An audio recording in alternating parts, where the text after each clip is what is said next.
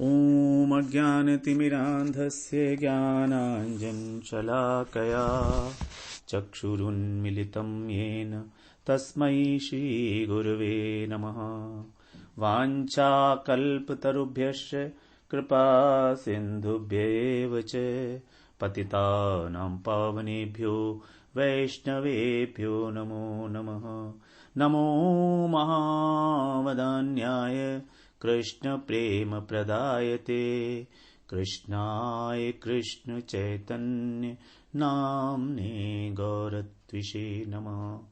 हे कृष्ण करुणा सिंधो दीनबंधो जगत्पते गोपेश गोपिका कांत राधा कांत नमोस्तुते।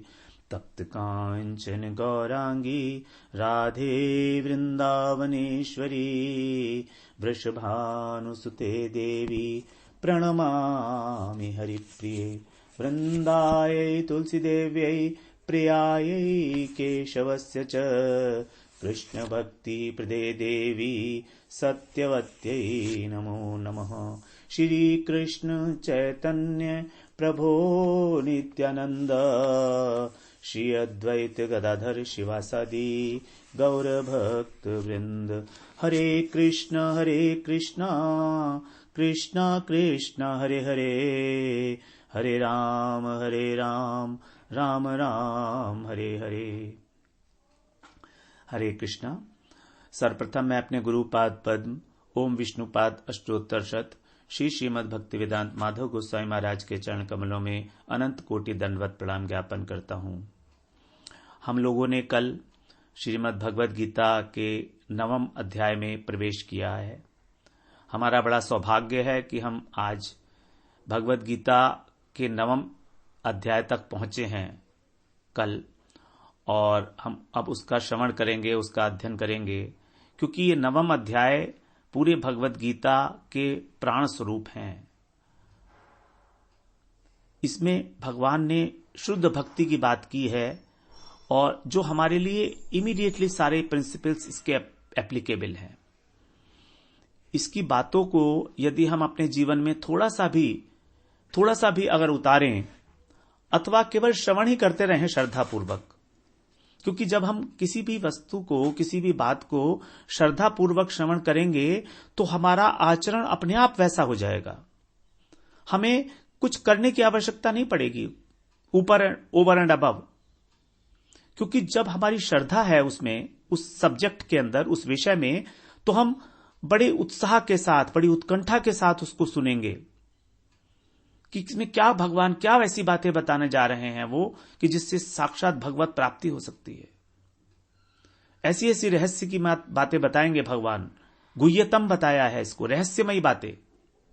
और रहस्यमयी बातें भगवान केवल अपने ही व्यक्ति को बताई जाती हैं। भगवान ने इतनी रहस्य की बातें अर्जुन को बताई क्योंकि वो उनके बिल्कुल अपने हैं, बिल्कुल अपने हैं।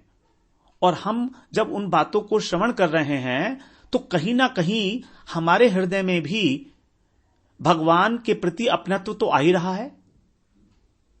अगर हम भगवान की बातों को श्रद्धापूर्वक सुन रहे हैं तो समझिए कि इसका मतलब हम कहीं ना कहीं भगवान से जुड़ रहे हैं।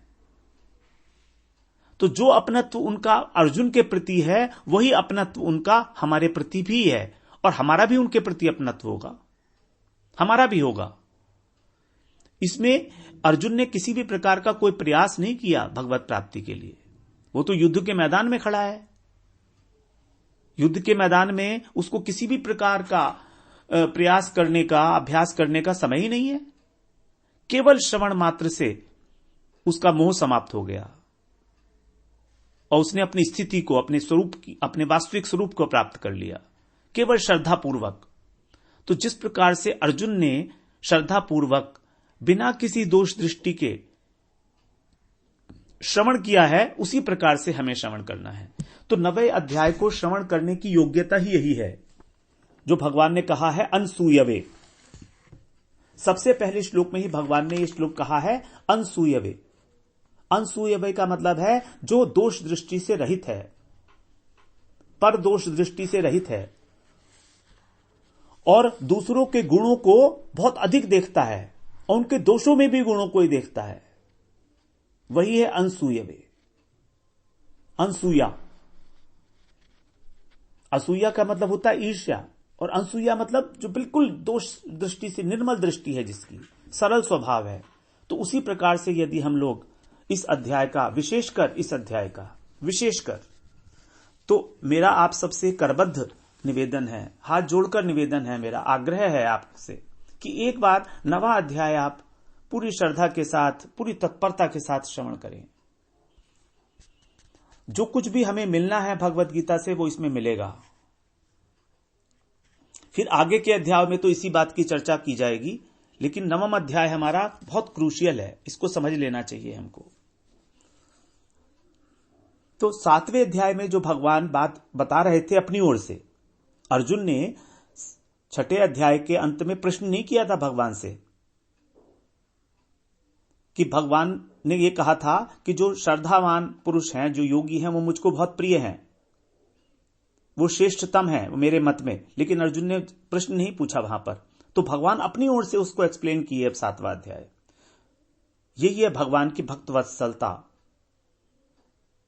कि वो अपनी ओर से अर्जुन को वो विज्ञान सहित ज्ञान अर्थात भक्ति योग देना चाह रहे हैं, जिसको जानने के बाद यद ज्ञात्वा मोक्ष से अशुभात, इस संसार रूपी अशुभ से, जन्म मृत्यु रूपी अशुभ से हमारी मुक्ति हो जाएगी। जिसको जानकर, ज्ञात्वा, तो वही विज्ञान सहित ज्ञान का यहां पर विशेष रूप से वर्णन किया जा रहा है। तो 9वें अध्याय के कंटिन्यूएशन में ही यह अध्याय माना जाए, 7वें अध्याय के कंटिन्यूएशन में यह अध्याय माना जाएगा। और दूसरी बात, जो हमारा द्वितीय षष्ठक है उसके भी मध्य में है, तो पूरे ग्रंथ के मध्य में होने के कारण यह गीता का प्राण स्वरूप है, प्राण स्वरूप है।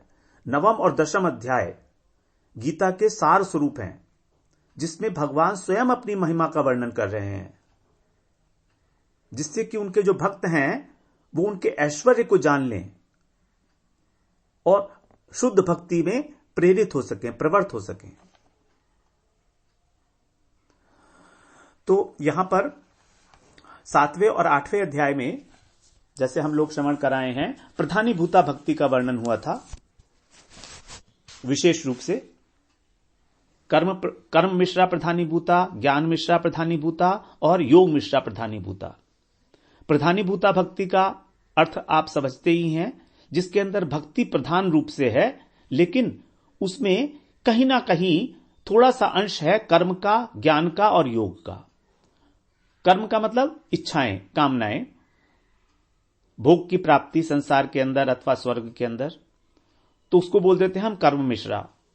ज्ञान अगर है तो उसमें ज्ञान मिश्रा, और योग तो योग मिश्रा। तो प्रधान रूप से भक्ति ही है ये। और शुद्ध भक्ति का संकेत तो भगवान ने किया ही था 8वें अध्याय में, हम लोग श्रवण भी कराए हैं 14वें 15वें श्लोक में, और 22वें श्लोक में भी कहा था, भक्त्या लभ्यतु अनन्यया, पुरुषः से परः पार्थ है, भक्त्या लभ्यतु अनन्यया, कि अनन्य भक्ति के द्वारा ही वो परम पुरुष प्राप्त होने योग्य है और किसी साधन से नहीं।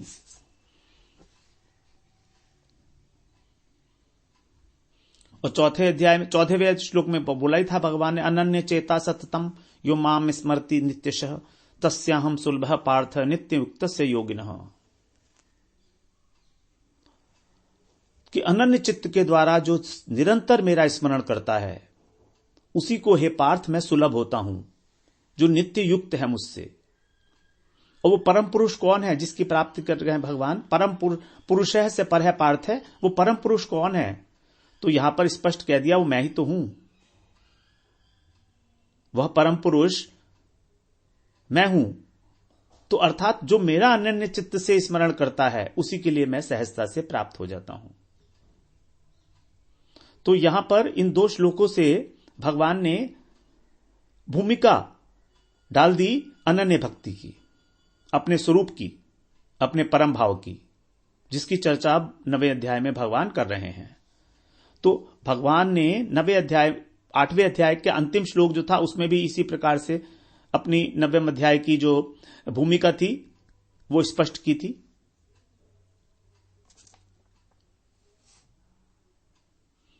तो जो बात 7वें अध्याय में शुरू की गई वही 9वें अध्याय में परिपूर्णता को प्राप्त हो रही है। और इसके अंत में क्या कह रहे हैं भगवान 9वें अध्याय के अंत में? मन मना भव मद भक्तो मद्याजी माम नमस्कुरु। मेरे मन वाला हो जा, मेरा भक्त बन जा, मेरी ही पूजा कर और मुझे ही नमस्कार कर।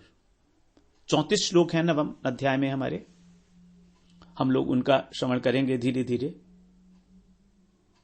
हमें बहुत जल्दी नहीं है इस बार, 9वें अध्याय में बिल्कुल भी जल्दी नहीं है हमको।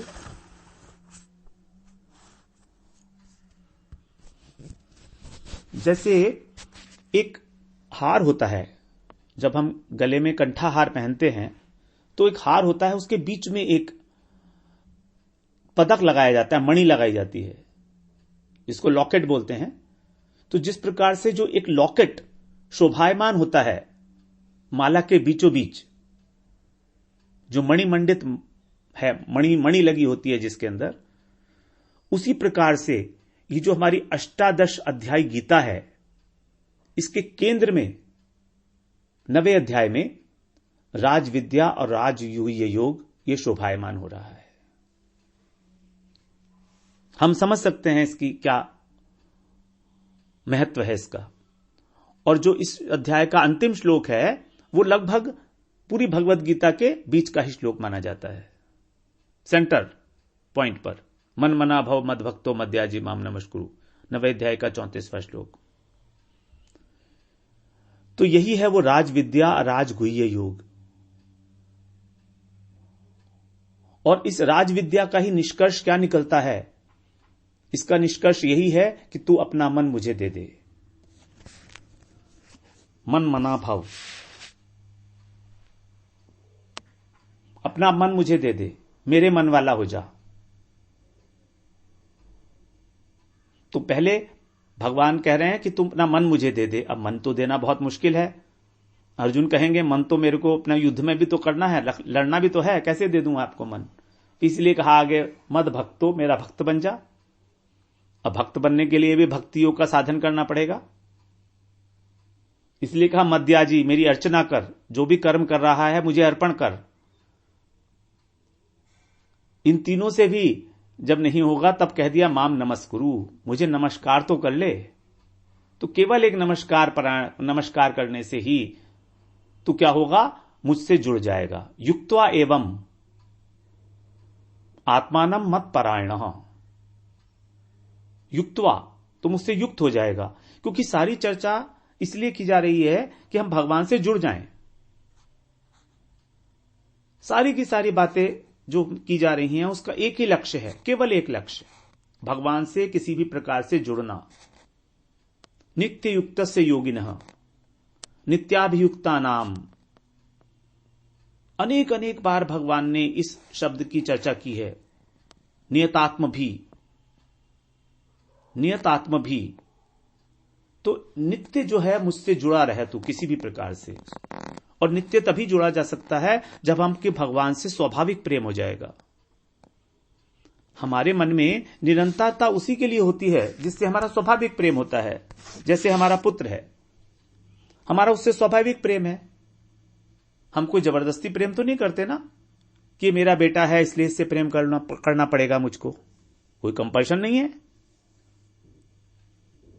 या मेरे मां बाप हैं तो मुझे प्रेम करना पड़ेगा इनसे, वहां स्वाभाविक हो रहा है, तो इसलिए वो नित्य है। चाहे वो व्यक्ति अपने ऑफिस में काम कर रहा हो, चाहे वो व्यापार कर रहा हो, उसके मन के कोने में कहीं ना कहीं सबके प्रति, अपने घर वालों के प्रति प्रेम भाव जो है, अपनेपन का भाव हमेशा वर्तमान है। एक क्षण भी वो उससे अलग नहीं हो सकता। एक क्षण भी ऑफिस में काम कर रहा है और जैसे ही कोई बात होगी या मन में कोई विचार आएगा तो एकदम से फोन करेगा बेटे को कि ठीक तो हो तुम। इतना अपनापन है उसको। यही है जुड़ना। इसी के लिए कह रहे हैं भगवान युक्त्वा एवं माने इस प्रकार, तुम युक्त्वा, तुम जुड़ जाओगे। युक्त्वा शब्द है जैसे ज्ञात्वा, युक्त्वा, इस तरह के जो हमारे संस्कृत में होते हैं शब्द, ये सब ये कंटिन्यूएशन में होते हैं। युक्त्वा का मतलब यह नहीं है कि तुम जुड़ने के बाद एक क्रिया खत्म हो गई। ये क्रिया खत्म नहीं होती है, ये क्रिया चलती रहती है। युक्त्वा, जुड़े रहोगे, कंटिन्यूअसली चलता रहेगा ये। युक्त्वा एवं, इस प्रकार तुम जुड़कर मतलब यह नहीं कि जुड़ना हो गया, नहीं, जुड़ना चलता रहेगा हमेशा। युक्त्वा एवं आत्मानं मत परायण, मेरे परायण हो जाओगे। जब तुम अपने मन बुद्धि शरीर के द्वारा मुझसे जुड़ जाओगे तो फिर मेरे ही परायण होंगे, मेरा ही आश्रय लोगे। यही है इस नवम अध्याय का सार।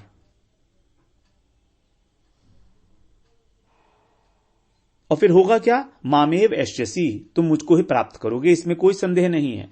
मामेव एष्यसि, मुझको ही प्राप्त होगा। एष्यसि माने प्राप्त करना। तो देखिए, नवम अध्याय के अंत में भगवान ने वही बात बताई है जो 18वें अध्याय में जाकर बताई है। फिर 18वां अध्याय तो हमारा कंक्लूडिंग है, वहां तो बताना ही था भगवान को कि क्या फल होगा। लेकिन यहां पर भी भगवान ने नवम अध्याय के बीच में, अंत में, नवम अध्याय के अंत में, अर्थात श्रीमद् भगवत गीता के बीच में वही बात बता दी जो अब आगे बताने वाले हैं। जब भगवान अपना सर्वगुह्यतम ज्ञान बताएंगे, वहां पर भी यही बात बताएंगे भगवान 18वें अध्याय के 65वें श्लोक में। तो ये जो लाइन है, मन मना भव मद्भक्तो मद्याजी माम नमस्कुरु, ये 90वें अध्याय का 34वां श्लोक अंतिम श्लोक भी है और 18वें अध्याय का 65वां श्लोक भी है। पहली लाइन। दूसरी लाइन में एक ही शब्द कॉमन है, मामे वैश्यसी। यहां पर तो कह रहा मामे वैश्यसी युक्त्वा एवं आत्मानं मत्परायण, और वह कह रहे हैं मामे वैश्यसी सत्यम ते प्रतिजाने प्रियोसी में।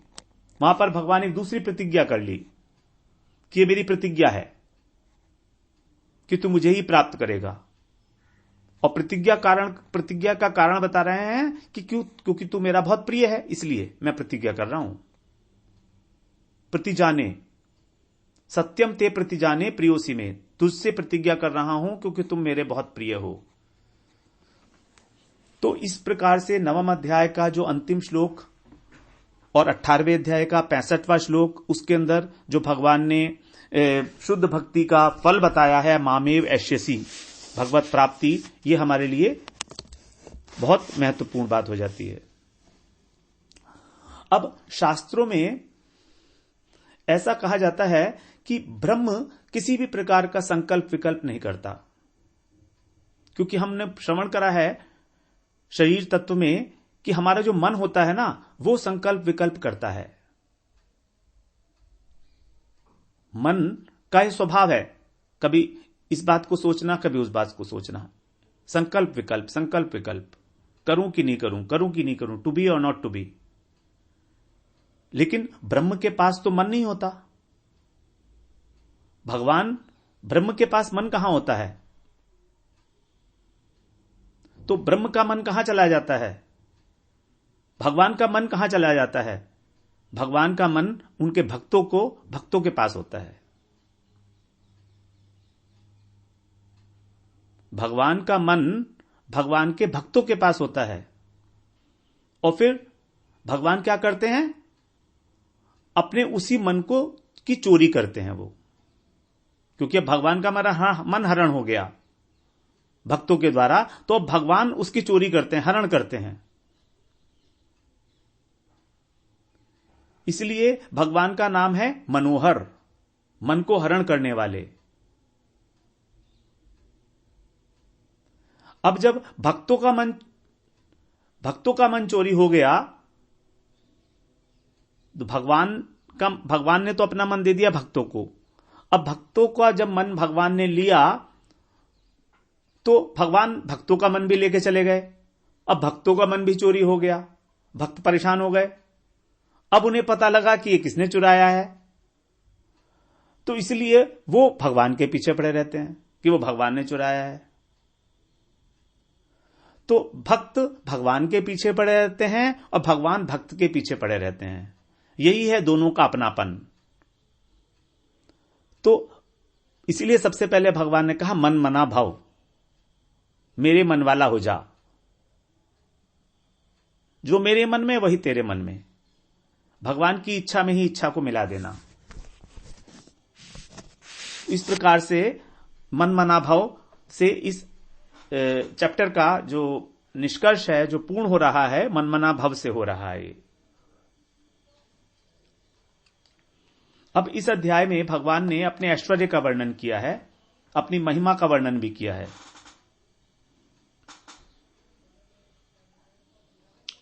अब यह कोई अच्छी बात है क्या कि कोई व्यक्ति अपनी महिमा का खुद वर्णन करे?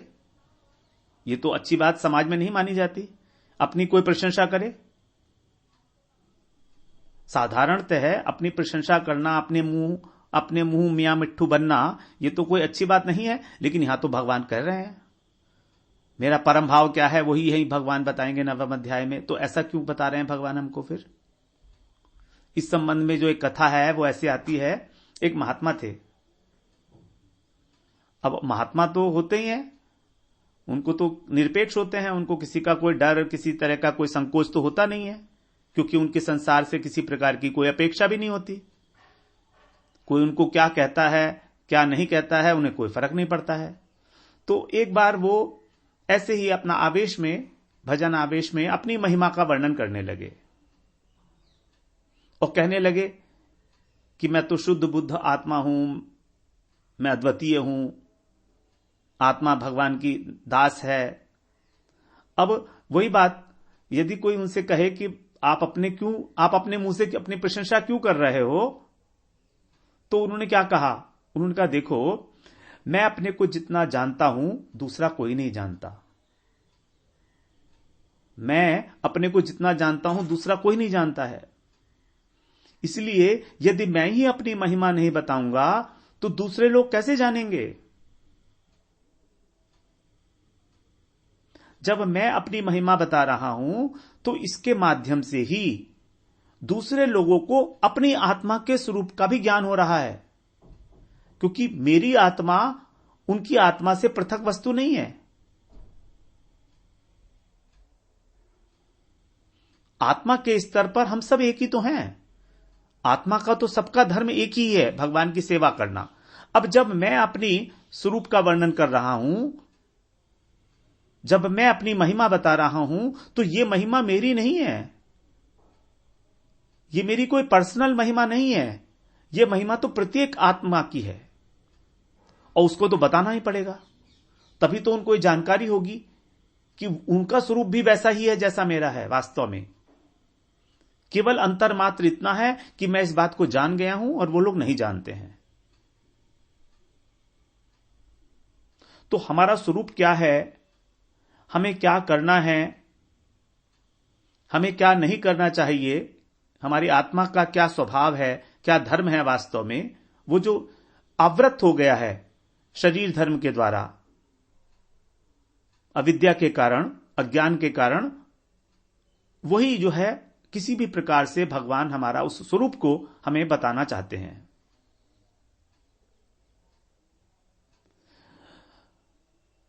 तो इस प्रकार से जब वो महात्मा अपनी महिमा का वर्णन कर रहे हैं तो कहते हैं मेरे को कोई डर नहीं है किसी से भी।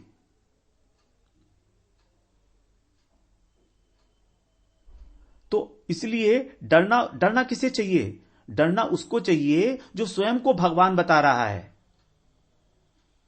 डरना तो उसे चाहिए ना, जो ये हाड़ मांस का पुतला है, इसको भगवान बताकर सिंहासन पर बिठाकर अपनी पूजा करा रहा है, उसे डरना चाहिए। लेकिन मेरी आत्मा का क्या स्वरूप है उसको बताने में क्या हर्ज है? उसको बताने में तो किसी प्रकार का भी कोई दोष नहीं है। तो ये जो महिमा है ये मेरी महिमा नहीं है, ये मेरी आत्मा की महिमा है, मेरे आत्मस्वरूप का वर्णन है, और मेरा आत्मस्वरूप ही आप लोगों का आत्मस्वरूप है। तभी तो आप जान पाओगे। तो इस प्रकार से जो भगवत गीता है उसमें भगवान ने यहां पर अपनी महिमा बताई है। अपनी महिमा का मतलब अपना हृदय खोलकर रख दिया है, और वास्तव में गीता भगवान का हृदय ही तो है। कहा ही है उन्होंने, गीता मेरा हृदय है, और हृदय में सारी रहस्य की बातें छुपी होती हैं। इसीलिए भगवान ने यहां पर बताया गुह्यतम, राजगुह्य। राजगुह्य मतलब सबसे अधिक रहस्यमयी बात भगवान यहां बताएंगे। तो इस बात को सुनने से हमको क्या भगवत धाम की प्राप्ति होगी? ऐसा तो नहीं है, हमको सीधे भगवत धाम मिलेगा उसको जानने से, लेकिन हां, हमारी बुद्धि जरूर परिमार्जित हो सकती है। ऐसी बुद्धि की प्राप्ति होगी कि हम अपने जीवन में कृतकृत्य हो जाएं।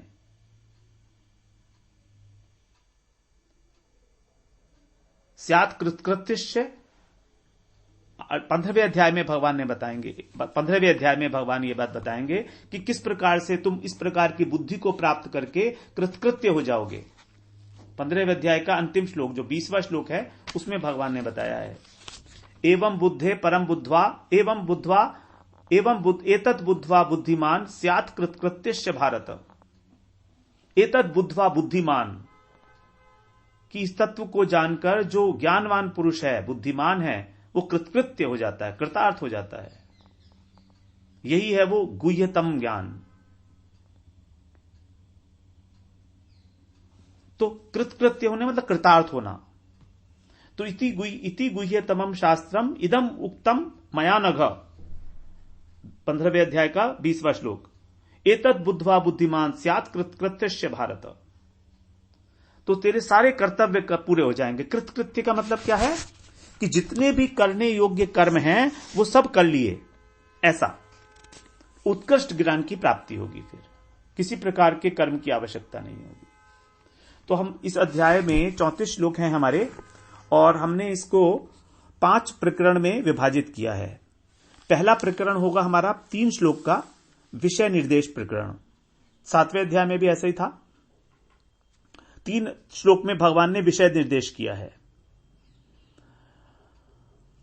विषय निर्देश का मतलब कि पूर्व के जो अध्याय थे उनके साथ इस अध्याय का क्या संबंध है उसको स्थापन किया। फिर दूसरा प्रकरण होगा हमारा ईश्वर स्वरूप प्रकरण, चौथे श्लोक से और 14वें श्लोक तक। तो इसमें जो पहले 7 श्लोक हैं वो तो अव्यक्त स्वरूप का वर्णन है उसमें, और बाद के जो 4 श्लोक हैं उसमें व्यक्त स्वरूप का वर्णन किया गया है। फिर तीसरा प्रकरण होगा हमारा भगवान की सर्वस्वरूपता प्रकरण। सर्वस्वरूपता कि सब कुछ भगवान ही है, किस प्रकार से, 15वें से लेके और 19वें श्लोक तक। उसके बाद है फिर भक्ति योग प्रकरण, 20 से लेके 26 श्लोक तक, 7 श्लोक केवल। और लास्ट में शरणागति प्रकरण। हमने इसको अलग अलग कर लिया है, भक्ति योग और शरणागति को, लेकिन वास्तव में ये भक्ति योग ही है सब कुछ। तो शरणागति प्रकरण होगा 27 से लेके और 34 तक। तो इस प्रकार से ये 5 प्रकरण हुए, विषय निर्देश प्रकरण, ईश्वर स्वरूप प्रकरण, भगवान की सर्वस्वरूपता प्रकरण, भक्ति योग प्रकरण और शरणागति प्रकरण।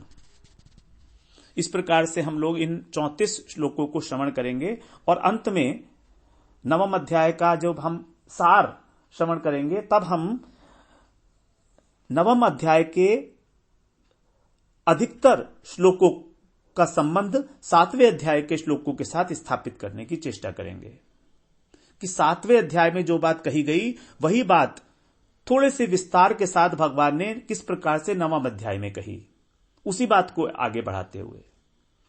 तो इस प्रकार हम लोग कल से फिर 9वें अध्याय का जो है प्रथम श्लोक श्रवण करेंगे। वांछा कल्पतरुभ्यश्च कृपा सिंधुभ्यैव च पतितानां पावनेभ्यो वैष्णवेभ्यो नमो नमः।